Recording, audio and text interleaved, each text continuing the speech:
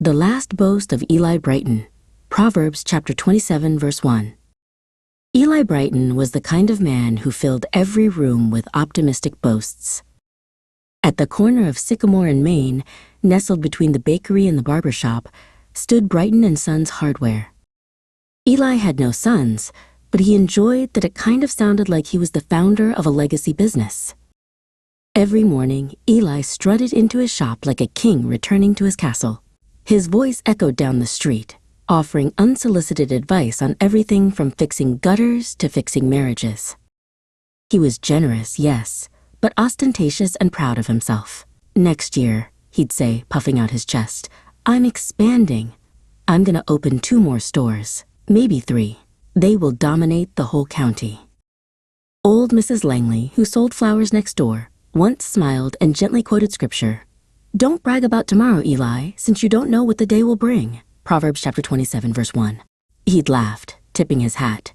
"Mrs. Langley, if I waited on life, I'd still be selling nails out of a horse-drawn wagon." That Friday, Eli threw a barbecue in the lot behind his store to celebrate, quote, "the future expansion of Brighton and Sons." He grilled steaks, handed out drinks, and gave a speech that could have been a campaign rally. "I've got a meeting Monday with the bank," he announced, standing atop a picnic table. "By spring, this place won't just be a hardware store. It'll be the headquarters of the biggest supply chain in the county." Cheers rang out, and even the mayor clapped him on the back. But Sunday night, the storm came. It wasn't the loud kind of storm, the one that howls and warns. It crept in quiet, dragging thick clouds that hung low and heavy. By midnight, the river near town had spilled over its banks. By 2 a.m., Sycamore Street was a water-filled canal. Eli stood knee-deep in water, watching as years of his labor floated past paint cans, hammers, loose bolts rolling like dice into the gutters.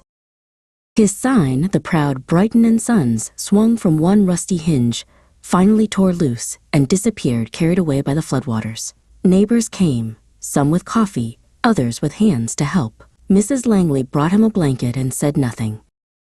For once, neither did Eli as he faced his loss. That evening, as they gathered soaked planks and salvaged tools from the mud, someone asked him, "So, what now?" Eli looked toward the river. Then, at the neighbors' hands that were volunteering to help, he gave a tired smile and said, "Tomorrow? Only God knows what will happen." Mrs. Langley, standing beside him, just nodded. In time, with the help of his neighbors, Eli rebuilt.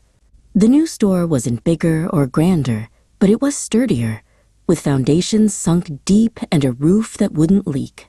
The new sign, painted by the barber's son, read simply, "Brighton Hardware."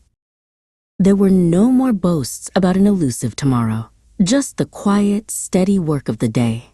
Unlocking the door each morning, the smell of sawdust and fresh paint, a friendly word for a customer. These were enough for the new, wiser Eli. And above the register, framed and dry, hung a verse on yellowed parchment. "Don't brag about tomorrow, since you don't know what the day will bring." Proverbs chapter 27, verse 1. Eli never quoted it aloud. He didn't need to. He was too busy living it.